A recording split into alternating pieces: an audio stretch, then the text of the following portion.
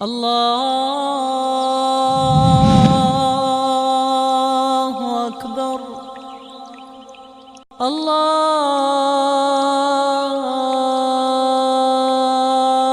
اکبر۔ جنت میں بسایا، انہی کی بسلی سے اللہ نے بیوی کی تخلیق فرمائی، دونوں کو کہا کہ جنت کی ساری نعمتیں کھاؤ، ولا تقربا هذه الشجرہ، اس درخت کے قریب نہیں جانا۔ آدم علیہ السلام کہتے ہیں کہ مجھ سے غلطی ہو گئی تھی، لہذا میں تمہاری سفارش کرنے کے لیے اللہ کے حضور نہیں جاؤں گا، کہیں ایسا نہ ہو کہ لینے کے دینے پڑ جائیں۔ اللہ کہے کہ پہلے اپنا تو حساب کروا۔ پھر یہ وفد، یہ صحیح حدیث میں نبی اکرم صلی اللہ علیہ وسلم نے محشر کے میدان کا واقعہ فرمایا، یہ وفد باری باری ابراہیم خلیل علیہ السلام کے پاس، موسیٰ کلیم اللہ، حضرت عیسیٰ علیہ السلام سب کے پاس جائے گا، سب اپنا کوئی نہ کوئی عذر پیش کریں گے۔ نوح علیہ السلام اپنے بیٹے کے بارے میں، حضرت خلیل معروف ہے ان کے بارے میں 3 چیزیں ہیں، موسیٰ علیہ السلام سارے کوئی نہ کوئی عذر پیش کریں گے۔ بالآخر یہ وفد حضرت محمد مصطفیٰ صلی اللہ علیہ وسلم کی خدمت میں آئے گا اور آ کے کہے گا کہ ہماری کسی نے سفارش نہیں کری، آپ کیجیے۔ کوئی عذر، کوئی معذرت، کوئی اپنی غلطی، کوئی اپنی کوتاہی، کوئی چیز سامنے نہیں۔ نبی اکرم صلی اللہ علیہ وسلم ارشاد فرمائیں گے، انا لہا، اے وفد کے معزز ممبروں، میں تمہاری سفارش اللہ سے کرتا ہوں۔ محشر کے میدان میں بھی سارے انبیاء کرام کی سرداری حاصل ہو گئی ہے نہیں؟ کسی کو سفارش کی جرت نہیں ہوگی، حضرت محمد مصطفیٰ صلی اللہ علیہ وسلم سفارش کریں گے۔ اور یہ ہے شفاعت عظمیٰ۔ اللہ رب العزت نے شفاعت کا نبی صلی اللہ علیہ وسلم کو جو حق دیا ہے، اس کا ایک حصہ یہ ہے کہ آپ اپنا سر اقدس سجدے میں رکھیں گے، اور نبی صلی اللہ علیہ وسلم فرماتے ہیں کہ مجھے نہیں معلوم کہ اس وقت میری زبان سے اللہ حمد و ثنا کے کون کون سے کلمات جاری کروا دے گا، آج میں نہیں وہ جانتا۔ اور نتیجہ کیا ہوگا؟ اللہ رب العزت کہے گا، اے میرے نبی سر اٹھاؤ، مانگو، جو مانگو گے وہ دیا جائے گا۔ اللہ رب العزت نے ہمیں اس نبی کا امتی بنایا ہے۔ کس کس اللہ کی نعمت کا ذکر کریں؟ ہمیں دین دیا جو کامل و مکمل دین ہے، جس میں کسی قسم کی کوئی کمی نہیں، ہر اعتبار سے۔ کوئی حکومت کرنا چاہے، حکومت کا نظام موجود ہے۔ کوئی قاضی بن کے آئے، اس کے لیے قاضی کے دستور اور قانون موجود ہیں۔ کوئی تاجر آئے، اس کے پاس تجارت کا اصول موجود ہے۔ کوئی صنعت کار ہو، کوئی زراعت پیشہ ہو، کوئی باغبان ہو، جس کا جو پیشہ ہے، جو کام ہے، اسے قرآن و سنت سے ہدایت ملے گی۔ اس اعتبار سے مکمل اور کامل دین۔ حتیٰ کہ نبی اکرم صلی اللہ علیہ وسلم نے جس وقت طہارت کے مسائل بیان کیے، اور طہارت کے مسائل میں ظاہر ہے کہ شروع میں پانی، استنجا، غسل، اور اس کے بعد وضو، تیمم، نبی صلی اللہ علیہ وسلم نے اپنے صحابہ کو طہارت کے مسائل سکھلائے۔ اس دوران یہ بھی آیا کہ آدمی کس طرح قضائے حاجت کے لیے باتھ روم میں یا ٹوائلٹ میں داخل ہوتا ہے یا کھیت میں جاتا ہے، کیا آداب ہیں، وہ تفصیلات الگ سے موجود ہیں۔ کیا کرنا ہے، کیسے فارغ ہونا ہے، اور پھر کیسے اس کے بعد استنجا کرنا ہے ڈھیلے سے، پانی سے، یہ تفصیلات پتہ چلا ایک یہودی کو۔ مشرکین مکہ کے ساتھ، کفار کے ساتھ ان یہودیوں کا گٹھ جوڑ پرانا چلتا آ رہا ہے۔ کسی کو کہا کہ تمہارا نبی سنا ہے کہ ان صاحبکم یعلمکم حق الخراء، مسلمان کے پاس آ کے کہتا ہے، سنا ہے کہ تمہارا نبی تو بول و براز کا طریقہ بھی بتاتا ہے، یعنی پیشاب پخانہ کرنے کا طریقہ بھی تمہارا نبی بتا رہا ہے۔ تو صحابی نے کہا کہ جب تک نبی صلی اللہ علیہ وسلم نہیں آئے، آپ نے ہمیں بول و براز کے آداب نہیں بتائے، واقعی ہمیں یہ بھی معلوم نہیں تھا کہ پیشاب کیسے کرنا ہے، پخانہ کیسے کرنا ہے۔ کہیں بھی بیٹھتے، کہیں بھی کپڑے اٹھاتے، کہیں بھی نہانا شروع کر دیتے۔ ابو داؤد میں، سنن کی بعض کتابوں میں آتا ہے کہ کوئی حیا نام کی چیز نہیں تھی، چلتے چلتے جہاں چاہا کپڑا اٹھایا، پیشاب کرنے لگے، جہاں پانی دیکھا کپڑے اتارے، نہانا شروع کر دیا، کوئی لحاظ نہیں، کوئی شرم نہیں۔ اور نبی اکرم صلی اللہ علیہ وسلم تشریف لائے، آپ نے آ کے ادب و آداب سکھائے۔ حکومت سے لے کر باتھ روم تک جانے کے تمام آداب ہمارے دین اسلام میں موجود ہیں۔ اللہ نے ہمیں وہ دین دیا ہے، بلکہ اگر یہ کہیں کہ جتنی اچھی چیزیں تھیں اللہ نے وہ ساری ہمیں دے دی۔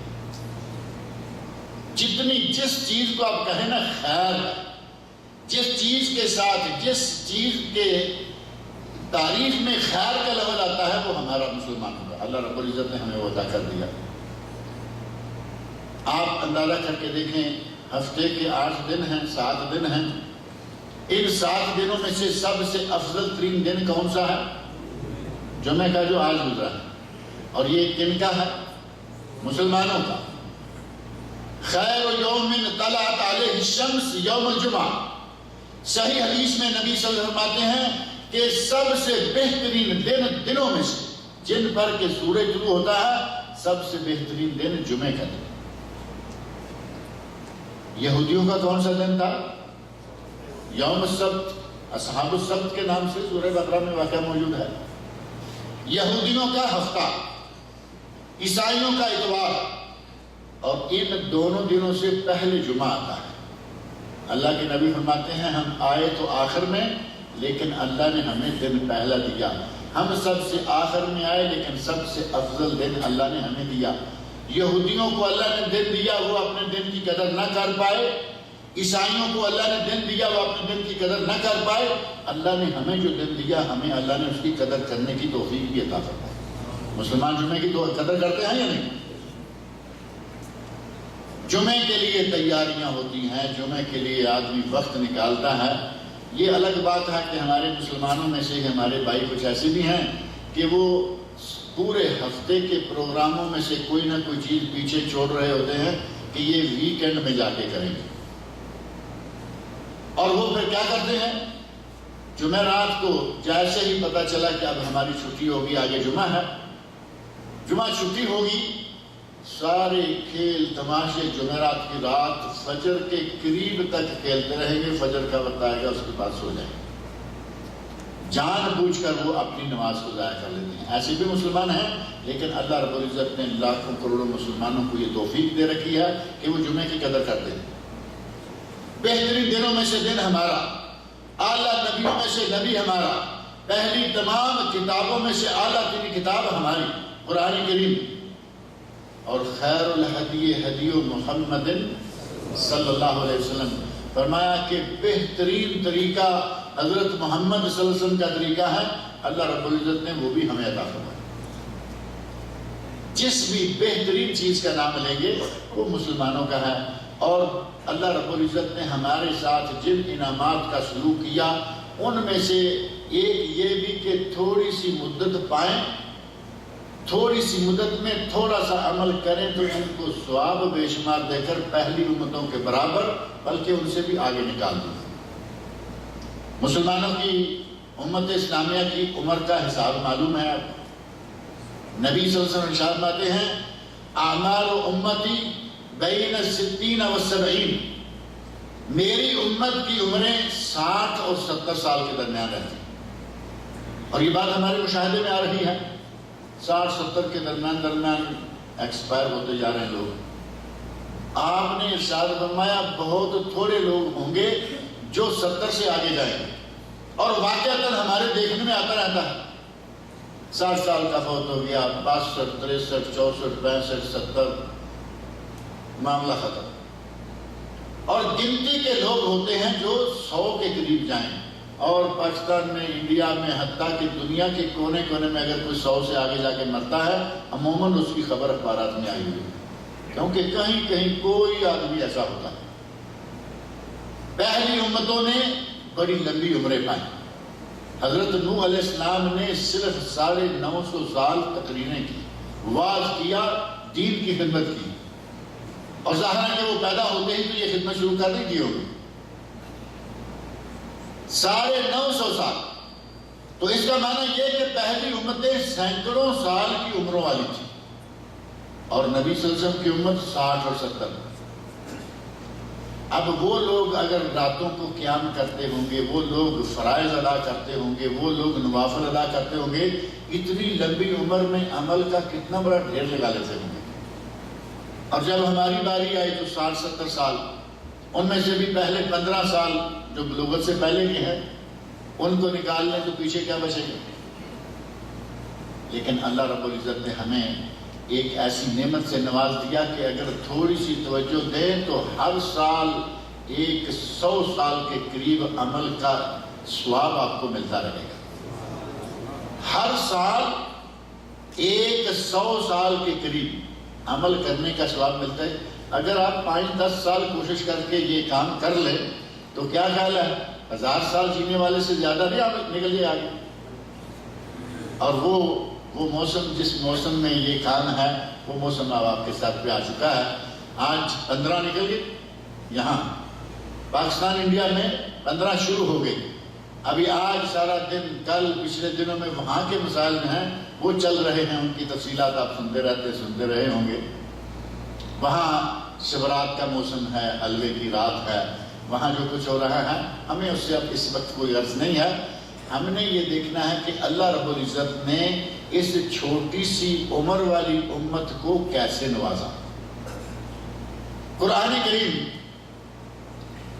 میں نے سورہ بقرہ کی آیت 183 پڑھی ہے، یا ایھا الذین آمنوا کتب علیکم الصیام کما کتب علی الذین من قبلکم لعلکم تتقون۔ اے ایمان والو، تم پر روزہ فرض کیا گیا ہے جس طرح کے پہلی امتوں پر بھی فرض کیا گیا تھا، لعلکم تتقون، تاکہ تم متقی بن جاؤ۔ اگلی ہی آیت 184 اللہ نے فرمایا ایام معدودات، یہ صرف گنتی کے چند دن ہیں۔ رمضان کے دن کتنے ہوتے ہیں؟ 30، بلکہ اکثر 29۔ آپ پچھلے سالوں میں کیلنڈر دیکھ لیں، جنتریاں دیکھ لیں، تقویم دیکھ لیں، آپ کو معلوم ہوگا کہ پچھلے سالوں میں زیادہ تر سال رمضان المبارک 29 دن کا ہے۔ اللہ رب العزت کی عنایت ہے 30 دن یا 29 دن، یہی دو عدد ہیں۔ اسلامی تقویم میں نہ 28 ہوتے ہیں، نہ 31 اور 32 ہوتے ہیں۔ انگلش والوں کے یہاں انگلش کیلنڈر میں فروری 28 کا، لیو کا آ جائے تو 29 کا، ہر 4 سال کے بعد ایک مرتبہ 29 اور 3 سال تک 28۔ کچھ مہینے 30 کے، کچھ مہینے 31 کے، اور پنجابی کیلنڈر میں ایک مہینہ 32 کا بھی ہوتا ہے، آپ کے شاید علم میں ہوگا۔ پنجاب میں جو کیلنڈر رہا کرتا تھا، آج بھی چیت وہ جو مہینوں کے نام ہیں، ایک مہینہ 32 دن کا۔ اسلام میں جو کیلنڈر دیا گیا اس میں اندازے نہیں، صاف ستھرا سے حساب بتایا گیا، یا 29 یا 30۔ نبی اکرم صلی اللہ علیہ وسلم فرماتے ہیں نحن امت امیہ، ہم تو ان پڑھ لوگ ہیں، ہمارا مہینہ یہ ہوگا۔ 3 مرتبہ اشارہ کیا تو کتنے دن ہو گئے؟ کیلنڈر پورا ہو گیا، ہاتھ میں 3 مرتبہ اشارہ کیا، کیلنڈر پورا۔ اور دوسری مرتبہ 2 مرتبہ مکمل کر کے تیسری مرتبہ انگوٹھا دبا دیا، فرمایا کہ یا اس طرح یا 30 دن ہوں گے یا 29 دن ہوں گے۔ اللہ نے قرآن کریم میں فرمایا ایام معدودات، یہ گنتی کے دن ہیں۔ اور اگلی آیت 185 میں فرمایا شہر رمضان الذی انزل فیہ القرآن ھدی للناس وبینات من الھدی والفرقان فمن شہد منکم الشہر فلیصم۔ رمضان کا مہینہ وہ ہے کہ جس میں قرآن نازل کیا گیا، جو ہدایت ہے لوگوں کے لیے، حق و باطل کے درمیان فرق کرنے والا ہے، اس میں نشانیاں ہیں۔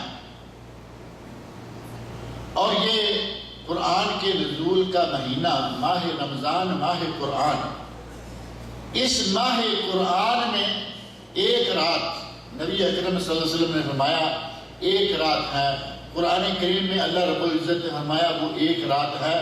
وہ رات کون سی ہے، کہاں ہے، یہ کوئی ایسی تفصیل طلب بات تو نہیں ہے، لیکن چونکہ آج بھی یہ مسئلہ بڑے زور شور سے چھڑا ہوا ہے کہ وہ رات جس میں تقدیر کے فیصلے ہوتے ہیں، عمروں کے فیصلے ہوتے ہیں، جس کو مرنا ہے اس کا نام رجسٹر سے کاٹ دیا جائے گا، جس کو یہ کرنا ہے، وہ لوگوں نے، کچھ علماء نے اسے 15 شعبان کی رات قرار دے دیا، جبکہ وہ رات جس میں یہ کام ہوتا ہے، حکیمانہ فیصلے ہوتے ہیں، وہ رات کب ہے؟ رمضان المبارک۔ اور یہ کسی عالم کا فتویٰ نہیں، اس بات کو قرآن کریم نے خود بیان کیا۔ یہاں فرمایا شہر رمضان الذی انزل فیہ القرآن، رمضان وہ مہینہ ہے جس میں قرآن نازل کیا تھا۔ اور سورہ دخان میں آیت 3 میں فرمایا اِنَّا أَنزَلْنَاهُ فِي لَيْلَةٍ مُبَارَكَةٍ إِنَّا كُنَّا مُنذِرِينَ فِيهَا يُفْرَقُ كُلُّ أَمْرٍ حَكِيمٍ أَمْرًا مِّنْ عِندِنَا۔ اللہ رب العزت نے فرمایا کہ ہم نے اس قرآن کو ایک برکتوں والی رات میں نازل کیا، اور اس برکتوں والی رات کی تعریف یا ان کا تعارف کیا کروایا؟ فرمایا فِيهَا يُفْرَقُ كُلُّ أَمْرٍ حَكِيمٍ، اس رات میں سارے حکیمانہ فیصلے ہوتے ہیں۔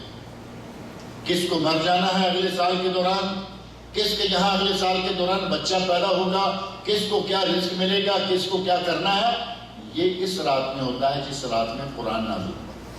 اور قرآن شعبان میں نازل ہوا۔ آپ کے سامنے واضح آیات قرآنیہ موجود ہیں کہ قرآن رمضان میں نازل ہوا۔ وہ رات برکتوں والی رات ہے جس میں یہ فیصلے ہوتے ہیں، اور وہ رات تیسرے سپارے میں قرآن کریم کے نزول کی رات اللہ رب العزت نے طے کر دی، اِنَّا أَنزَلْنَاهُ فِي لَيْلَةِ الْقَدْرِ وَمَا أَدْرَاكَ مَا لَيْلَةُ الْقَدْرِ، وہ رات جس میں ہم نے قرآن نازل کیا ہے وہ لیلۃ القدر ہے۔ اور ساتھ ہی اللہ رب العزت نے سوال کر دیا وَمَا أَدْرَاكَ مَا لَيْلَةُ الْقَدْرِ، تمہیں کیا معلوم ہے کہ وہ لیلۃ القدر کیا ہے؟ لیلۃ خیر من الف شہر، وہ رات 1000 مہینے سے بہتر ہے۔ میں نے شروع میں ہی یہ بات کہی ہے کہ ایک رات اگر پا لیں تو 100 سال کے قریب آپ کو عبادت کا ثواب مل جائے گا۔ 100 سال کے قریب میں نے کیوں کہا ہے؟ 1000 مہینہ تو قرآن نے بتا دیا نا، خیر من الف شہر، 1000 مہینے سے بہتر کہا، برابر نہیں کہا۔ اور 1000 مہینے کو آپ کیلکولیشن کر کے دیکھ لیں، 12 پہ تقسیم کریں، 83 سال اور 4 مہینے بنتے ہیں۔ 83 سال اور 4 مہینے تب ہوتے ہیں اگر وہ 1000 مہینے کے برابر ہو، اور یہ 1000 مہینے کے برابر نہیں بلکہ خیر من الف شہر، 1000 مہینے سے بھی زیادہ ثواب ہوگی۔ 100 سال کے قریب بات ہو گئی یا نہیں؟ اگر اس ایک رات کو 1 سال میں پالیں تو اللہ رب العزت مسلمان کو 100 سال کے قریب عبادت کرنے کا ثواب عطا کرتا ہے۔ اور یہ کتنی محنت کرنی پڑی گی اس رات کو تلاش کرنے کی؟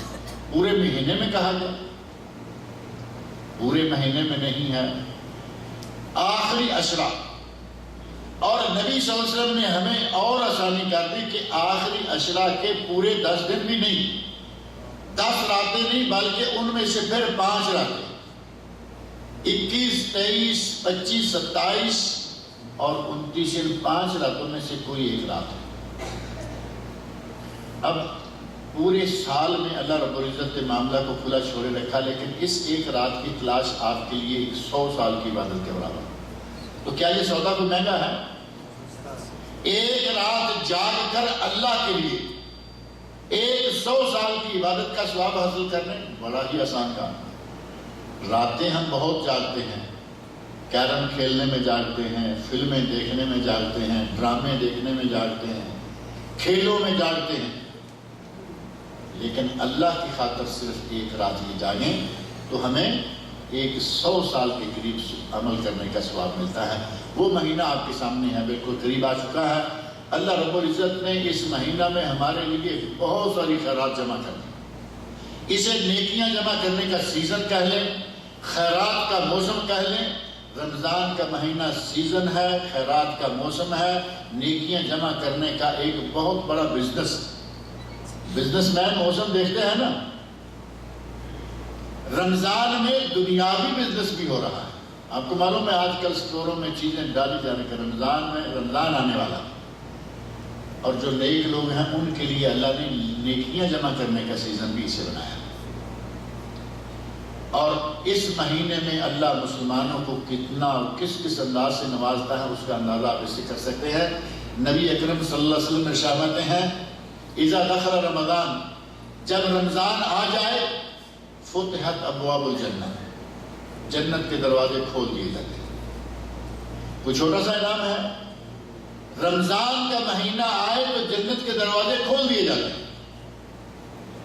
وَغُلِّقَتْ أَبْوَابُ النَّارِ، جہنم کے دروازے بند کر دیے جاتے ہیں.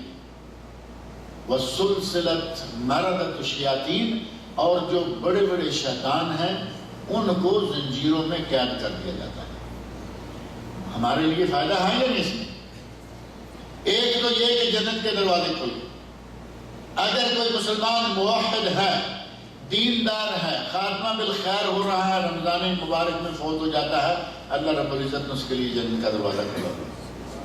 اب اس کا یہ معنی بھی نہیں ہے کہ جنت کے دروازے کھلے ہیں تو جو مرے گا جیسے مرے گا جنت میں چلا جائے گا، یہ معنی نہیں. رمضان میں تو ہندو بھی مرتے ہیں، کافر عیسائی یہودی مرتے ہیں. رمضان میں ہر مرنے والے کے لیے جنت کا دروازہ نہیں کھلا. مسلمان ہو، موحد ہو، دیندار ہو، نیک ہو، لیکن گناہگار ہو، اللہ اس کے گناہوں کو اس رمضان کی برکت سے معاف کر کے اسے جنت میں داخل کر دے. یہ وہ مہینہ ہے. اور جہنم کے دروازے بند ہیں. اب جس طرح جنت کے دروازے کھلے ہیں مسلمانوں کے لیے، اسی طرح جہنم کے دروازے بند ہیں مسلمانوں کے لیے. دوسری پارٹی کا کوئی آدمی مرتا ہے تو اس کا ٹھکانہ وہی ہے. اور فرمایا وَسُلْسِلَتِ الشَّيَاطِينِ، وَسُلْسِلَتْ ایک روایت میں عام ہے کہ شیطانوں کو زنجیروں میں بند کر دیا جاتا ہے، اور ایک ہے مَرَدَتُ الشَّيَاطِينِ، جو بڑے بڑے شیطان ہیں ان کو زنجیروں میں بند کر دیا جاتا ہے. اب یہ بڑے بڑے شیطانوں کو بند کر دیا جائے تو جو چھوٹے ہیں اس کے چیلے ہیں وہ تو اپنا کام کریں گے یا نہیں؟ بلکہ وہ زیادہ محنت کریں گے، زیادہ بھاگ دوڑ کریں گے کہ ہمارا چیف تو بند ہے، ہم نے اس کی ڈیوٹی بھی کرنی ہے اور اپنی بھی.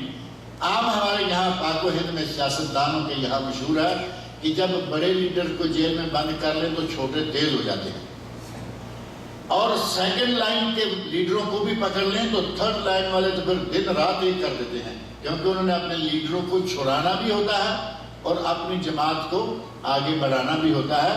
اسی طرح کا معاملہ اللہ رب العزت جب شیطانوں کو اور بڑے شیطانوں کو بند کر دیتا ہے. یہ لے لیجیے کسی کا یہ بچ رہا ہے. اللہ رب العزت نے ابلیس کے لیے اور اس کے بڑے بڑے ساتھیوں کے لیے کہا کہ ان کو بند کر دیا جاتا ہے. لیکن ہم دیکھتے ہیں کہ رمضان المبارک میں گناہ پھر بھی ہوتے ہیں، مختلف قسم کے گناہ رمضان مبارک میں بھی ہوتے ہیں. اس کا معنی یہ کہ شیطان سارے کے سارے بند نہیں ہوتے، وہ اپنی کارروائی کرتے رہتے ہیں. اور کچھ انسان کی اپنی فطرت ہوتی ہے، اس فطرت کے اعتبار سے بھی وہ رمضان میں بھی گناہ کرنے سے باز نہیں آتے.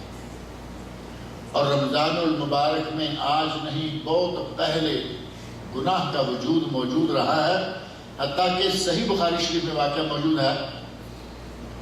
حضرت عمر فاروق رضی اللہ عنہ کے پاس ایک آدمی پکڑا ہوا لایا گیا. پتہ چلا کہ یہ رمضان کے مہینے میں شراب پیے ہوئے، رمضان کے مہینے میں شراب پیے ہوئے.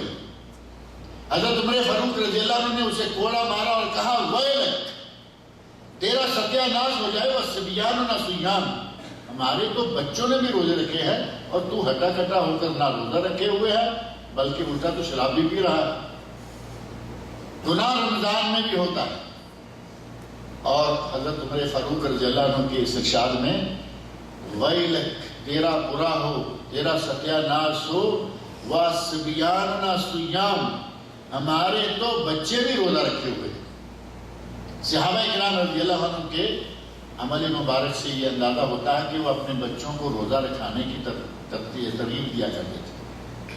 اور صرف یہی ایک واقعہ نہیں بلکہ ایک دوسرا واقعہ موجود ہے، صحیح سند سے ثابت ہے. حضرت ربیہ فرماتی ہیں کہ رمضان کا مہینہ تو بعد میں فرض ہوا، ہمارے لیے پہلے جب عاشورہ کا روزہ فرض تھا تو ہم عاشورہ کا روزہ رکھتے تھے. نصوم و نصوم صبیاننا، ہم خود روزہ رکھتے اور اپنے بچوں کو روزہ رکھاتے تھے.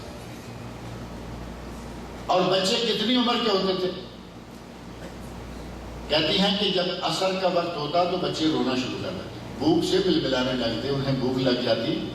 تو پھر ہم ان کے لیے روئی کا، اون کا کوئی نہ کوئی کھلونا بنا کے دے دیتے اور ان کو عصر سے لے کے مغرب تک کھلونوں میں بہلا لیتے تاکہ شام ہو جائے اور اس کا روزہ مکمل ہو جائے۔ صحابہ کرام رضی اللہ عنہم نے رمضان کی نسبت اپنی ذمہ داری کو کس طرح نبھایا؟ اپنے بچوں کو اس انداز سے کہ اگر ان کو عصر کے بعد روتا ہوا دیکھا کہ بھوک سے رو رہا ہے تو وہ اس کے لیے کھلونے بنا کے دیتے تاکہ یہ کسی طرح بھی روزہ مکمل کرے۔ اور آج ہمارے مسلمانوں کا کیا حال ہے؟ ہم اپنے بچوں کے لیے کیا ذمہ داریاں ادا کر رہے ہیں؟ ماں اور باپ خود اپنے بچے کو کہتے ہیں کہ بیٹا تم روزہ نہ رکھو۔ کیوں؟ آج کل آہستہ آہستہ رمضان جو ہے وہ امتحانات سے باہر نکل آیا ہے۔ آپ کو معلوم ہوگا کچھ عرصہ پچھلے سالوں میں رمضان میں امتحانات ہوا کرتے تھے، موسم بدلتا رہتا ہے، رمضان میں امتحان ہوا کرتے تھے۔ ماں باپ اپنے بچوں کو یہ کہتے سنیں گے کہ تم روزہ نہ رکھو، کیوں؟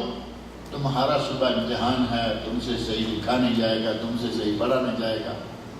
ماں باپ کہہ رہے ہیں، اور یہ بچہ کون سا ہے؟ اسکول کالج کا اسٹوڈنٹ، یہ نہیں کہ وہ چھوٹا بچہ ہے۔ 15 20 سال کے بچوں کو روزہ نہ رکھنے کی ترغیب دے رہے ہیں، اور صحابہ کرام کا یہ عالم ہے کہ اتنے چھوٹے بچے جو عصر تک بھوکے ہونے کی وجہ سے رونا شروع کرنے، ان کو بھی روزہ رکھواتے تھے۔ اللہ رب العزت نے مسلمانوں کو یہ توفیق دے رکھی ہے کہ وہ اپنے بچوں کی تربیت بھی ساتھ ساتھ کرتے ہیں۔ جیسے جیسے بچہ ہوش سنبھالتا ہے، نماز کی طرف لگا دیا، روزے کی طرف لگا دیا، تاکہ جیسے ہی یہ بڑا ہو اس کو معلوم ہو کہ ہمارا دین کیا ہے۔ اور اگر شروع میں بچپن میں بچے کی تربیت صحیح نہیں کریں گے تو نتیجہ کیا ہوگا؟ کئی والدین شکایت کرتے ہیں جی بچہ بات نہیں مانتا۔ اب جب بچے کے سمجھانے کے، بچے کی تربیت کے ایام تھے، تم نے لاڈ پیار میں اور پتہ نہیں کس بات میں وہ وقت ضائع کر دیا، اب وہ تمہاری نہیں مان رہا۔ تم نے اپنا فرض پورا نہیں کیا، اب وہ اپنا فرض پورا نہیں کر رہا۔ اللہ رب العزت نے اس رمضان کو ہمارے لیے بہت بڑی نعمت بنایا ہے۔ خود روزہ رکھیں، اپنے بچوں کو رکھائیں، اپنے غلاموں کو، اپنے نوکروں کو، آج تو غلاموں کا سلسلہ نہیں ہے، نوکروں کو جو آپ کے زیر دست کام کرتے ہیں ان کو روزہ رکھنے کی ترغیب دیں، ان سے کام کم لیں۔ اور یہاں سعودی عرب میں یہ بھی آپ کے علم میں ہے کہ ڈیوٹی رمضان کا پورا مہینہ 6 گھنٹے رہ جاتی ہے یا نہیں؟ گویا کہ سرکاری طور پر بھی یہاں الحمدللہ یہ آسانی موجود ہے کہ گرمی ہے یا سردی، رمضان کے مہینہ میں ڈیوٹی 6 گھنٹے صرف، باقی دنوں میں 8، 9 اور 12 گھنٹے، تاکہ لوگ آرام سے روزہ رکھ سکیں۔ لیکن چونکہ شیطان اپنا کام کر رہا ہوتا ہے، ساری آسانیاں موجود ہیں، ایئر کنڈیشن دفتر ہے، ایئر کنڈیشن گھر ہے، ایئر کنڈیشن گاڑی ہے، اور ایئر کنڈیشن ہی مسجد بھی ہے۔ یہی جگہ ہو سکتے ہیں نکلنے کی، سارے مقامات ایئر کنڈیشن میں، پھر بھی روزہ نہ رکھے تو پھر کیا کریں؟ بدقسمتی ہے یا نہیں؟ اور اسی دوران آپ کو وہ لوگ بھی ملیں گے کہ باہر دھوپ میں، سخت چلچلاتی دھوپ میں، گرمی میں محنت کر رہے ہیں اور روزہ رکھے ہوئے۔ اللہ رب العزت کے وہ بندے موجود ہیں اور دیکھنے میں ہر سال ملتے رہتے ہیں۔ انہیں بھی گرمی لگتی ہے، انہیں بھی پیاس لگتی ہے، لیکن انہیں وہ دن یاد ہے جس دن سورج 1 میل پر آیا ہوا ہوگا۔ انہیں اس گرمی کا احساس ہے کہ جو ہماری اس دنیا کی آگ سے 70 گنا زیادہ گرم ہے۔ نبی سے فرمایا کہ جہنم کی آگ ہماری اس دنیا کی آگ سے 70 گنا زیادہ گرم۔ رمضان کا مہینہ آئے، اللہ رب العزت مسلمانوں کے لیے یہ انعام کرتا ہے کہ جنت کے دروازے کھول دیے، جہنم کے دروازے بند کر دیے، اور ساتھ ہی شیطانوں کو بھی پابند کر دیا، بڑے بڑے شیطانوں کو بند کر دیا تاکہ شر کم سے کم ہو۔ اور اس مہینے میں روزہ رکھے، سارے کے سارے پہلے گناہ معاف۔ صحیح بخاری اور صحیح مسلم میں نبی صلی اللہ علیہ وسلم کا ارشاد ہے، من صام رمضان ایمانا و احتسابا، جس نے رمضان المبارک کا روزہ رکھا اللہ کی ذات پر ایمان رکھتے ہوئے اور اللہ سے ہی ثواب حاصل کرنے کی نیت سے۔ یہ بڑا اہم نقطہ ہے کہ اللہ سے ثواب حاصل کرنے کی نیت سے روزہ رکھے، اللہ کی رضا کے لیے روزہ رکھے۔ یہ نہ ہو کہ میں نے اگر روزہ نہ رکھا تو لوگ کیا کہیں گے۔ ہمارے یہاں یہ بھی کمزوری ہے نا، ایمان کی کمزوری ہے، رو رعایت ہے، دکھلاوا ہے کہ اگر وہ دل سے روزہ نہ بھی رکھے تو مرتے کیا نہ کرتے روزہ رکھ لیتا ہے کہ باہر نکلوں گا ساری دنیا روزے سے ہوگی تو مجھے بغیر روزے کے دیکھ کے لوگ کیا کہیں گے۔ اگر اللہ کی رضا کے لیے روزہ رکھے، نبی اکرم صلی اللہ علیہ وسلم ارشاد فرماتے ہیں، صحیح بخاری اور صحیح مسلم موجود ہے، غفر لہ ما تقدم من ذنبہ، اس کے پہلے سارے کے سارے گناہ اللہ نے معاف کر دیے۔ رمضان کے روزے رکھنے سے پہلے زندگی بھر کے سارے گناہ معاف۔ اور مسند امام احمد میں یہاں تک ہے کہ اگر کوئی رمضان کے روزے رکھتا ہے اللہ رب العزت اس کے پہلے اور پچھلے سارے ہی گناہوں کو معاف کر دیتا ہے۔ اللہ رب العزت نے اس رمضان کے موسم میں ہمارے لیے نیکیاں جمع کرنے اور گناہوں کو بخشوانے کا موسم بنا دیا۔ رات کو قیام کریں، نماز تراویح پڑھیں۔ ارشاد فرمایا من قام رمضان، جس نے رمضان کے مہینے میں قیام کیا، راتوں کو تراویح پڑھی، غفر لہ ما تقدم من ذنبہ، اس کے سارے گناہ پہلے معاف ہو۔ تراویح معلوم ہے نا، سارا سال تو وہ ہوتی نہیں، صرف اس ایک مہینہ میں آ کے رمضان کے مہینہ میں عشاء کے بعد تراویح کی رکھتے ہوتی ہیں۔ اگر کوئی مہینہ پر پابندی کے ساتھ تراویح پڑھتا رہے اللہ رب العزت اس کے سارے پہلے گناہوں کو معاف کر دیتے۔ اور روزہ وہ عبادت ہے کہ اللہ رب العزت روزے دار کو اتنا پیار کرتا ہے، اتنا پسند کرتا ہے۔ ہمارے یہاں آج کل عام طور پر ذرا تھوڑا پسینہ وغیرہ آیا ہو تو اپنے ساتھ والا ساتھ بیٹھنے دینے کو تیار نہیں ہوتی، کہے گا کہ یار بدبو آ رہی ہے۔ اگر کسی کے منہ سے تھوڑی سی سمیل آ رہی ہو تو معلوم ہے ہم اپنا ہاتھ رومال کچھ نہ کچھ لے کے بچنے کی کوشش کرتے ہیں کہ تھوڑا اسے دور۔ ہمارا جی چاہتا ہے کہ یا اللہ یہ یا تو چلا جائے یا تھوڑا دورا ہٹ کے بات کریں، ہے یا نہیں حقیقت؟ وہ بالکل صحیح ہے۔ لیکن اللہ رب العزت کو روزے دار سے کتنا پیار ہے، اور اس روزے کی عبادت کا اللہ کے یہاں کیا مقام ہے۔ نبی صلی اللہ علیہ وسلم ارشاد فرماتے ہیں لا خلوف فم الصائم، روزے دار کے منہ سے نکلنے والی بدبو اطیب عند اللہ من ریح المسک، کستوری کی خوشبو سے بھی اللہ کو زیادہ پیاری ہے۔ اللہ کو کستوری کی خوشبو سے بھی یہ ہمارے منہ کی بدبو زیادہ پیاری کیوں؟ کیونکہ اللہ رب العزت کی خاطر اس نے روزہ رکھا ہوا ہے، پیٹ کو روکا ہوا ہے، آنکھوں کو روکا ہوا ہے، کھانا پینا ساری چیزیں نعمتیں موجود ہیں لیکن کسی چیز کو ہاتھ نہیں لگا رہا۔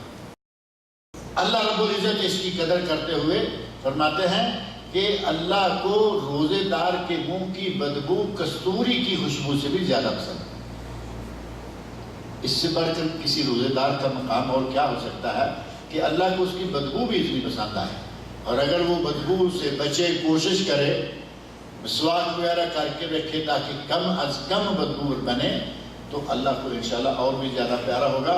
بعض اہل علم نے لکھا ہے کہ عصر کے بعد مسواک نہیں کرنی چاہیے رمضان کے دنوں میں، جبکہ نبی صلی اللہ علیہ وسلم کو رمضان کے دنوں میں روزے کی حالت میں، صحابی کہتے ہیں کہ میں نے نبی صلی اللہ علیہ وسلم کو اتنی مرتبہ روزے کی حالت میں مسواک کرتے دیکھا ہے کہ میں گن بھی نہیں سکتا۔ نبی صلی اللہ علیہ وسلم مسواک کرتے تھے، مسواک کرنا سنت ہے، ثواب ہے، روزے کی حالت میں کریں، صبح کریں، شام کریں، دن کو کریں، رات کو کریں، کوئی فرق نہیں۔ اور یہ جو بات ائمہ نے کہا، غالباً امام احمد حنبل رحمۃ اللہ علیہ کی طرف بھی قول منسوب ہے کہ اگر روزے دار عصر کے بعد مسواک کرے گا تو اس کے منہ کی بدبو جو ہے وہ کم ہو جائے گی، اور منہ کی بدبو کے کم ہونے کے نتیجہ میں وہ جو اللہ رب العزت منہ کی بدبو کو پسند کرتا ہے اس میں درجہ کم ہو جائے گا۔ جبکہ آپ سمجھ سکتے ہیں کہ وہ صرف منہ کے بند ہونے سے نہیں آتی، وہ بدبو صرف منہ کے بند ہونے سے نہیں آتی، وہ بدبو معدے سے اٹھ رہی ہوتی ہے۔ اگر مسواک کر کے 50 مرتبہ بھی دن میں مسواک کرے اور چاہے کہ وہ بدبو ختم ہو جائے، ختم نہیں ہوتی، زیادہ سے زیادہ یہ ہوگا کہ تھوڑی منہ والی کم ہو جائے گی، معدے والی جو ہے وہ بحال رہے گی۔ لہذا اہل علم کی اکثریت نے کہا ہے کہ روزے کی حالت میں صبح شام دوپہر جب چاہیں مسواک کریں، مسواک کر سکتے ہیں، جائز ہے۔ اور یہ اللہ رب العزت کی انتہائی پسندیدہ عبادت ہے، حتیٰ کہ نبی صلی اللہ علیہ وسلم ارشاد فرماتے ہیں بندہ قدسی حدیث میں اللہ رب العزت ارشاد فرماتا ہے کہ بندہ جو بھی عمل کرتا ہے وہ اس کے لیے ہوتا ہے الا الصیام، سوائے روزے کے، فإنہ لی وأنا أجزی بہ، وہ روزہ میرے لیے رکھتا ہے، اس کا ثواب میں دوں گا۔ اب باقی کام بھی تو اللہ کے لیے کرتا ہے نا مسلمان، روزے کو بطور خاص کیوں کہا کہ یہ روزہ میرے لیے؟ کیونکہ روزہ جب تک بندے کے دل میں اخلاص نہ ہو یہ پورا نہیں ہو سکتا۔ مثال کے طور پر ایک آدمی نے روزہ رکھا، صبح بال بچوں میں بیٹھ کر کھانا کھایا، بیوی کے ساتھ، ماں باپ کے ساتھ، بھائی بہنوں کے ساتھ، گھر میں سحری کھائی، دفتر میں گیا، دفتروں میں آج کل آپ جانتے ہیں فریج موجود ہیں، ہیٹر موجود ہیں، کھانے پینے کا سارا انتظام وہاں موجود ہوتا ہے۔ دفتر میں دوسرا کوئی ہے نہیں، اکیلا ہے، کھائے پیے کو روک سکتا ہے اس کو؟ وہاں اس کو کون روکے ہوئے ہے؟ اللہ رب العزت کا ڈر، اللہ رب العزت کا جو اس کے دل میں تقویٰ ہے وہ اس کو کھانے اور پینے سے روکے ہوئے ہے۔ اسی لیے اللہ نے فرمایا کہ روزہ بندہ مکمل ہی صرف میرے لیے کر سکتا ہے۔ اگر میرا ڈر اس کے دل میں نہ ہو تو روزہ مکمل نہیں ہوتا۔ بلکہ ایک حدیث میں صاف طور پر آتا ہے کہ اس نے روزہ رکھا، کھانا پینا، یترک طعامہ و شرابہ و شہوتہ من اجلی، یہ بندہ کھانا پینا اور شہوت رانی، جائز حلال بیوی موجود ہے، اس کے قریب نہیں جا رہا کیونکہ میں نے روزہ رکھا ہوا۔ شہوت کھانا پینا میرے لیے چھوڑ رکھا ہے، اس لیے اس کا ثواب بھی میں دوں گا، اور یہ اس نے میرے لیے ہی مکمل کیا ہے۔ گویا کہ اخلاص کا ایک بہترین اور منفرد، اخلاص کا منفرد مظہر یہ روزہ ہے۔ نماز پڑھیں گے آپ کو مسجد میں دسیوں بلکہ سینکڑوں اور یہ کہا جائے کہ ہزاروں لوگ دیکھیں گے، دیکھتے ہیں، ریاکاری کا چانس موجود ہے یا نہیں؟ روزہ رکھیں گے اکیلے ہیں، اب کوئی آدمی آپ کو دیکھنے والا نہیں۔ حج کریں گے ہزاروں بلکہ لاکھوں لوگ آپ کو دیکھیں گے۔ زکوٰۃ دیں گے اور کوئی دیکھے نہ دیکھے، کم از کم جس گھر میں دے کے آئے ہیں اس گھر والوں کو تو پتہ چل گیا کہ یہ آدمی زکوٰۃ کا پیسہ ہمارے یہاں دے کے گیا ہے۔ گویا کہ ہر عمل میں ریاکاری کا چانس موجود ہے، کی جا سکتی ہے۔ روزہ ریاکاری کا مکمل ہو ہی نہیں سکتا۔ روزہ صرف اس آدمی کا مکمل ہوگا جو صرف اللہ رب العزت کی خاطر اس کو مکمل کرے۔ اسی لیے اللہ رب العزت نے بطور خاص فرمایا کہ یہ روزہ میرے لیے ہے اور اس کا ثواب بھی میں خود دوں گا۔ اللہ رب العزت جب اپنے پیمانوں سے ثواب دے گا تو آپ اندازہ کر سکتے ہیں کہ وہ کتنا بڑا ثواب ہوگا۔ اللہ رب العزت نے اس رمضان کو ہمارے لیے نیکیاں جمع کرنے کا سیزن بنایا ہے۔ اب ہماری ذمہ داری بنتی ہے کہ نیکیاں خود بھی کریں، اپنے بال بچوں سے بھی کہیں، بیوی سے کہیں، گھر میں جتنے بے روز امون پھرتے ہیں ان کے ساتھ سختی کے ساتھ سلوک کیا جائے اور رمضان کو ان پر نافذ کیا جائے۔ یہ نہ ہو کہ جو جی چاہے رکھے، جو جی چاہے نہ رکھے۔ یہ پورا ایک مہینہ سال کے بعد ہماری ٹریننگ کا مہینہ آتا ہے۔ قرآن کریم میں پہلی آیت 183 سورہ بقرہ کی جو میں نے پڑھی ہے، اللہ نے فرمایا کہ ہم نے تم پر روزے فرض کیے جیسے کہ پہلی امتوں پر فرض کیے تھے، لعلکم تتقون۔ روزے کا فلسفہ اور روزے کی حکمت بتا دی کہ فائدہ کیا ہوگا۔ اگر مہینہ بار روزہ رکھ لو گے تو تم متقی بن جاؤ گے، تقوی حاصل ہو جائے گا۔ اور وہ تقوی کیسے حاصل ہوتا ہے؟ آدمی نے روزہ رکھا ہوا ہے، نبی اکرم صلی اللہ علیہ وسلم کے بتائے ہوئے آداب اسے معلوم ہے کہ روزے کے آداب کیا ہیں، ان آداب کو سامنے رکھ کر روزے کو مکمل کرتا ہے۔ سب سے پہلا ادب یہ ہے کہ روزے دار جھوٹ نہ بولے۔ روزہ بھی رکھا ہوا ہے اور جھوٹ بھی بکتا جائے تو پھر روزہ کیا ہوگا؟ صحیح بخاری شریف میں اور حدیث کی دیگر کتابوں میں موجود ہے، من لم یدع قول الزور والعمل بہ، جو آدمی جھوٹ بولنا اور جھوٹ پر عمل کرنا نہیں چھوڑتا، فلیس للہ حاجہ ان یدع طعامہ وشرابہ، اللہ کو اس کے کھانا پینا چھوڑ کر بھوکا مرنے کی کوئی ضرورت نہیں۔ اور ہمارے یہاں ایک بڑی عجیب سی بات، یہ عجیب سی کیفیت ہوتی ہے کہ جائز اور حلال چیزیں چھوڑ کے بیٹھے ہوئے ہیں اور جو حرام چیزیں ہیں وہ چلائے چلے جا رہے ہیں۔ کھانے پینے کی چیزیں، روٹی، پانی، جوس، ساری چیزیں حلال ہیں، صبح سے لے کے شام تک چھوڑ کے بیٹھا ہوا ہے۔ جھوٹ بولنا عام حالت میں بھی حرام ہے، رمضان میں بھی۔ غیبت کرنا عام حالت میں بھی حرام ہے، رمضان میں بھی۔ گالی گلوچ کرنا عام حالت میں بھی حرام ہے، رمضان میں بھی۔ حلال چیزوں کو چھوڑے ہوا ہے، حرام کو نہیں چھوڑ رہا، تو پھر ہمارے روزے کا فائدہ بھی تو اس طرح ہی ہوگا نا۔ نبی اکرم صلی اللہ علیہ وسلم فرماتے ہیں کہ رمضان کے مہینہ میں روزہ رکھ کے جھوٹ بولتا جائے، اللہ کو اس کے بھوکا پیسہ مرنے کی کوئی ضرورت نہیں۔ اور دوسری حدیث میں آپ فرماتے ہیں اذا کان یوم صوم احدکم فلا یرفث ولا یسخب، اگر کسی نے روزہ رکھا ہوا ہو تو وہ کوئی شہوانی باتیں، شہوانی حرکتیں نہ کرے، اور ساتھ ہی فرمایا ولا یسخب، اور چیخ چنگار بھی نہ کرے۔ ہمارے روزے داروں کی بات کی عادت ہوتی ہے کہ ظہر کے بعد ان کے ساتھ بات کریں تو وہ آگے سے مارنے کو دوڑتے ہیں۔ ذرا پوچھیں کہ بھائی ہوا کیا، تمہیں معلوم نہیں ہے روزہ رکھا ہوا ہے، یہ دلیل ہے ہمارے پاس۔ نبی صلی اللہ علیہ وسلم فرماتے ہیں کہ جس نے روزہ رکھا ہوا ہے وہ نہ کوئی شہوانی بات، شہوانی حرکت کرے، اور نہ ہی چیخے چنگارے، لوگوں پہ آوازیں نہ مارے، زور زور سے نہ بولتا کرے، اپنی گرمی کا اظہار نہ کرے لوگوں کے سامنے۔ وَإِنْ صَابَّهُ أَحَدٌ أَوْ قَاتَلَهُ، اور اگر کوئی اسے گالی دے یا کوئی اسے مارنا چاہے، فَلْيَقُلْ إِنِّي صَائِمٌ، تو اسے چاہیے کہ یہ کہہ دے کہ بھائی میں روزے سے۔ تم مارنا چاہتے ہو، تم گالی دے رہے ہو، میں تمہاری گالی کا جواب نہیں دوں گا، میں ہاتھ بھی نہیں اٹھاؤں گا کیونکہ میں روزے سے ہوں۔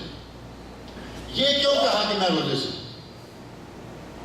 چپ کر کے مار کھا لے، چپ کر کے گالیاں کھاتا رہے، نبی سے فرمایا نہیں، اسے یہ جتا دو کہ میں تمہاری گالی کا جواب بھی دے سکتا ہوں، اور تم جو ہاتھ اٹھا اٹھا کے آ رہے ہو میں یہ ہاتھ توڑ بھی سکتا ہوں، لیکن نہیں، کیونکہ مجھے میرے نبی نے روک رکھا ہے کہ روزے کی حالت میں گالی گلوچ، کسی کے گلے پڑنا، لڑائی کرنا یہ جائز نہیں ہے۔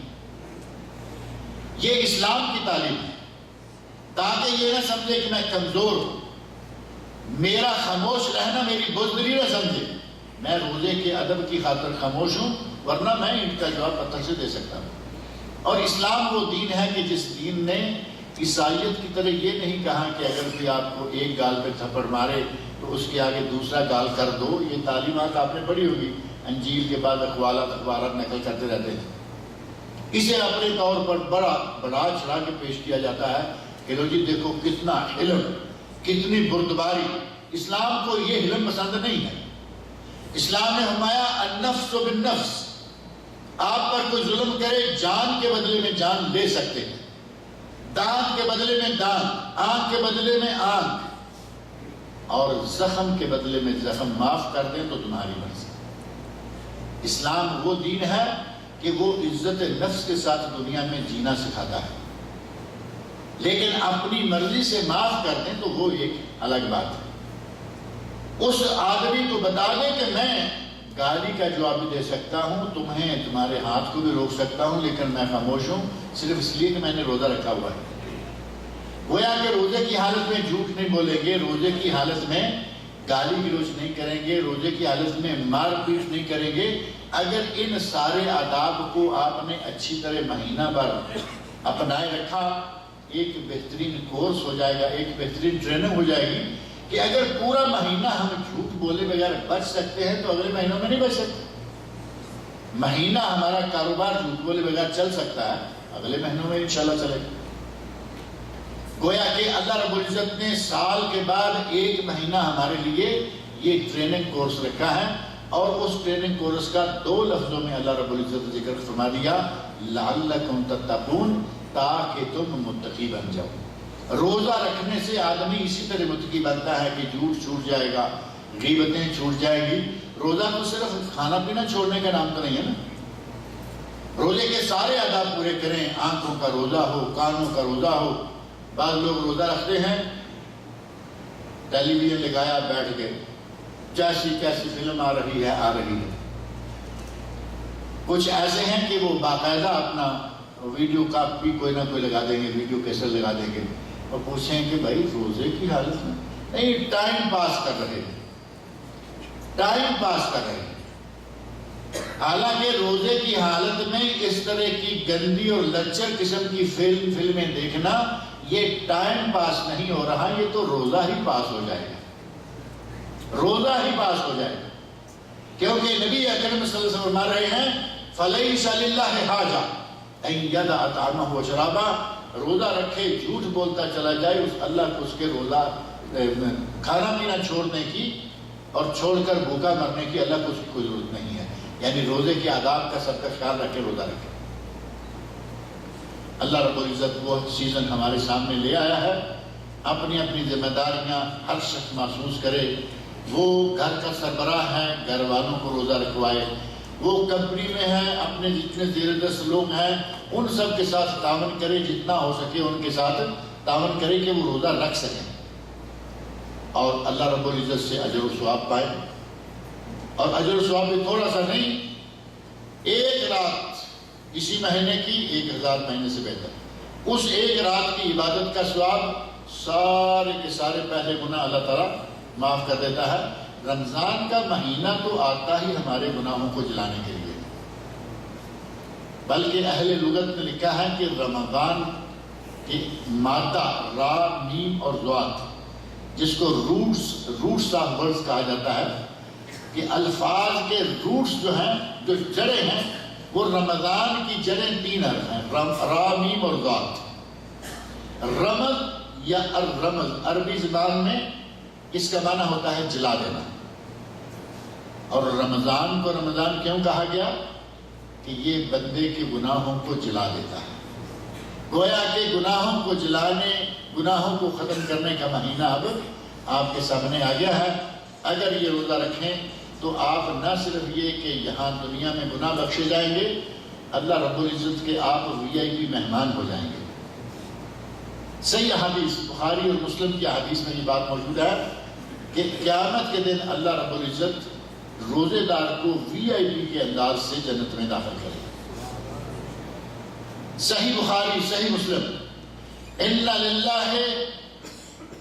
للجنت 8 ابواب، آپ ارشاد فرماتے ہیں کہ جنت کے 8 دروازے ہیں، منہا باب یسمى الریان، ان میں سے ایک دروازے کا نام ہے باب الریان، اور وہ دروازہ صرف روزے دار ہیں۔ نبی صلی اللہ علیہ وسلم ارشاد فرماتے ہیں کہ جب روزے دار داخل ہو جائیں گے اس دروازے کو بند کر دیا جائے گا، روزے داروں کے علاوہ اس دروازے میں سے کوئی داخل نہیں ہے۔ کتنا بڑا اعزاز ہے۔ یہاں ذرا اچھا کوئی افسر، کوئی بڑا عہدیدار جا رہا ہو تو ایئرپورٹ پر بھی اس کے لیے VIP گیٹ ہوتا ہے، VIP لانچ بنا ہوا ہوتا ہے کہ یہاں VIP والے بیٹھیں، بلکہ آج کل تو سرکاری VIP کی بجائے عام VIP لانچ بھی شروع ہو گئے ہیں۔ جو آدمی مہینے میں زیادہ سفر کرتا ہے by air, Saudi airline کا آپ کو معلوم ہے ایئرپورٹ پر باقاعدہ ایک الفرسان کر کے لفظ لکھا ہوا آپ کو ملے گا ایئرپورٹ پر۔ الفرسان کے ممبر وہ ہیں جو ایک مہینے میں اتنے 1000 کلومیٹر سفر کرتے ہیں بائی ایئر، وہ ایئرپورٹ پر جائیں تو باقاعدہ ان کے لیے وہ ہال الگ سے موجود ہے جس میں ہر سواری نہیں جا سکتی۔ اندر جائیے آپ کو چائے ملے گی، قہوہ ملے گا، کافی ملے گی، جو بھی آپ پینا چاہیں، پانی، ہر قسم کی آسائشیں اور بیٹھنے کے لیے بہترین صوفے، VIP انداز۔ اور جو آدمی اللہ کا VIP ہو جائے اس سے بڑھ کر کیا ہوگا؟ نبی صاحب فرماتے ہیں کہ جنت کے 8 دروازے، ان میں سے ایک کا نام باب الریان جو صرف روزے دار ہیں۔ حضرت ابوبکر صدیق رضی اللہ عنہ موجود ہیں، اور وہ جیسے سنا کہ جنت کے 8 دروازے ہیں، کوئی باب الجہاد ہے، کوئی باب الصلاح ہے، کوئی باب الصدقہ ہے، ایک باب الریان ہے، اور جو جو کام کوئی کرتا ہے اللہ رب العزت اس کے لیے اس دروازے کو خاص کیے ہوئے ہیں کہ یہاں سے مجاہدین داخل ہوں گے، یہاں سے روزے دار داخل ہوں گے، یہاں سے صدقہ و زکات زیادہ دینے والے داخل ہوں گے۔ حضرت ابوبکر صدیق رضی اللہ عنہ فرماتے ہیں یا رسول اللہ، بندہ جنت میں داخل تو ایک ہی دروازے سے ہوگا، ظاہر کہ بندہ جنت میں داخل تو ایک ہی دروازے سے ہوگا، لیکن کیا کوئی ایسا بندہ بھی ہوگا کہ جسے 8 دروازوں سے بلایا جا رہا ہو؟ تو نبی اکرم صلی اللہ علیہ وسلم نے فرمایا نعم، ہاں ایسا بھی ایک بندہ ہوگا، اور مجھے اللہ سے امید ہے کہ تو ان لوگوں میں سے ہے۔ ابو بکر صدیق رضی اللہ عنہ فرمایا مجھے اللہ سے امید ہے کہ تو ان لوگوں میں سے ہے جسے جنت کے 8 دروازوں سے بلایا جا رہا ہوگا کہ صدیق آ جاؤ، ادھر سے جنت میں داخل ہو۔ کتنا مقام، کتنی عظمت حضرت ابو بکر صدیق کو اللہ رب العزت عطا کی ہے، اور کتنے بدبخت لوگ ہیں وہ جو حضرت ابو بکر صدیق کو گالیاں دے رہے ہیں۔ ایسے لوگ ہیں نا کتنے، اور کچھ لوگ ایسے عجیب چھپے ہوئے ہیں، یہاں کچھ فرقے کہہ لے، جماعتیں کہہ لے، معروف ہیں صحابہ کرام کے خلاف بدزبانی کرنے والی۔ کچھ لوگ وہ ہیں کہ جو اپنے آپ کو سنت کے پردے میں چھپائے ہوئے ہیں، لیکن صحابہ کے خلاف بدزبانی کرنے سے باز نہیں آتے۔ ابھی چند دن پہلے مجھے ایک کلپ دیکھنے کا اتفاق ہوا، پاکستان کا بڑا مشہور و معروف ٹی وی اینکر، بڑا مشہور و معروف مولوی، مولویوں کے ساتھ کھیلنے والا مولوی، یقین مانے اتنے گھٹیا انداز سے حضرت ابوبکر صدیق عمر فاروق رضی اللہ عنہ کا ذکر کر رہا ہے کہ آدمی سوچ بھی نہیں سکتا کہ یہ وہی انسان ہے۔ اہل سنت کے پردے میں شیعیت، بظاہر اہل سنت، اندر سے شیعہ، اور اس وقت وہ ایک ذاکر بنا ہوا بیٹھا اور اتنی بدزبانی کر رہا تھا کہ آدمی سمجھ نہیں سکتا کہ یہ آدمی وہ ہے۔ لیکن جسے اللہ رب العزت نے عظمتوں سے نوازا ہے اس کا کوئی کیا بگاڑے گا۔ ابو بکر صدیق وہی مثال ہے کہ جو آسمان کی طرف منہ کر کے تھوکتا ہے وہ کہاں جائے گا؟ اسی کے منہ پہ پڑے گا۔ اللہ رب العزت سے دعا ہے کہ وہ اس مبارک مہینے، مبارک موسم سے ہمیں فائدہ اٹھانے کی توفیق عطا فرمائے۔ رمضان المبارک کے فضائل بہت سے ہیں، رمضان المبارک کے مسائل بہت سے ہیں، لیکن مسائل کے ضمن میں ایک بات ذہن میں رکھیں کہ ہمارے یہاں پاک و ہند میں آج کی اردو نیوز روشنی میں بھی آپ دیکھیں گے کہ استقبال رمضان کا لفظ استعمال ہوتا ہے۔ اگر یہ استقبال مراد یہ ہے کہ رمضان آنے کے لیے تیاری کریں تو اچھی بات ہے، بلکہ ہماری ذمہ داریوں میں سے ذمہ داری ہے کہ رمضان سے پہلے رمضان کی تیاری کریں، تاکہ ہمیں رمضان کی راتوں میں بازاروں میں دھکے نہ کھانے پڑیں۔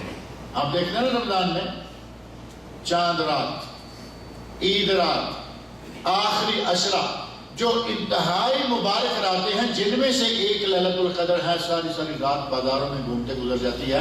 کیا ہو رہا ہے جی؟ شاپنگ کر رہے ہیں۔ یہ شاپنگ پہلے کر لیں تاکہ رمضان کے مہینوں میں آپ کو یہ راتیں برباد کرنے کی ضرورت پیش نہ آئے۔ لیکن اگر استقبال سے مراد آپ کا وہ ہو کہ 1 یا 2 روزہ رمضان سے پہلے رکھیں تو یہ جائز نہیں۔ نبی صلی اللہ علیہ وسلم کی حدیث صحیح بخاری اور صحیح مسلم میں لا یتقدمن احدکم، تم میں سے کوئی شخص رمضان سے پہلے 1 دن یا 2 دن کا روزہ نہ رکھے۔ اور وہ روزہ کیوں رکھتے ہیں؟ کہتے ہیں جی ہو سکتا ہے چاند نظر نہ آیا ہو لیکن چاند ہو گیا تو یہ شک کا روزہ ہو گیا نا۔ دوسری حدیث میں نبی صلی اللہ علیہ وسلم فرماتے ہیں من صام اليوم الذي يشك فيه فقد عصى ابا القاسم، جس نے شک کے دن کا روزہ رکھا اس نے ابو القاسم یعنی حضرت محمد مصطفیٰ صلی اللہ علیہ وسلم کی تعلیمات کا انکار کر دیا، نبی صلی اللہ علیہ وسلم کے احکام کی نافرمانی۔ یہ استقبال جائز نہیں ہے، لیکن یہ استقبال صحیح ہے کہ خرید و فروخت کر لیں، چیزیں جمع کر لیں، جن کی رمضان میں ضرورت پیش آنے والی ہے ان کو پہلے جمع کر لیں۔ یہ استقبال مسلمانوں کو خوش دلی کے ساتھ کرنا چاہیے، رمضان کی آمد پہ خوش ہونا چاہیے۔ کئی لوگ پریشان نظر آ رہے ہیں کہ رمضان بھی آ گیا، گرمی بھی بڑی ہے، پتہ نہیں اب کیا ہوگا۔ کھلے دل سے، خوش دلی سے رمضان کا استقبال کریں۔ ہم مسلمان ہیں اور سال کے بعد 1 مہینہ یہ آتا ہے اور ایام معدودات، چند گنتی کے دن ہیں۔ یہ نہیں کہ بھئی 2 3 4 مہینے ہوتا ہے اور پھر یہ آگے۔ صرف 29 یا 30 دن ہیں ان کو خوش دلی کے ساتھ استقبال کرنے کے لیے مسلمانوں کو تیاری کرنی چاہیے۔ اللہ رب العزت مجھے اور آپ سب لوگ کو اس بات کی توفیق عطا فرمائے کہ ہم اس رمضان کو اپنے لیے جتنا بھی بہتر سے بہتر اللہ کی عبادت کا سیزن بنا سکتے ہیں بنائیں، اس میں روزے رکھیں، تراویح پڑھیں اور اللہ رب العزت کی رضا حاصل کریں۔ اللہ تعالیٰ مجھے اور آپ سب لوگ کو نیک عمل کی توفیق عطا فرمائے۔ اللہ تعالیٰ مجھے اور آپ سب کو اس حد تک زندہ اور صحت و عافیت کے ساتھ رکھے کہ رمضان آئے اور ہم سب رمضان کے روزے رکھیں۔ اللہ رب العزت مجھے اور آپ سب لوگ کو نیک عمل کی توفیق عطا فرمائے۔ نبی کی راہ پہ چلن ہو تو نعت ہوتی ہے، نبی کی راہ پہ چلن ہو تو نعت ہو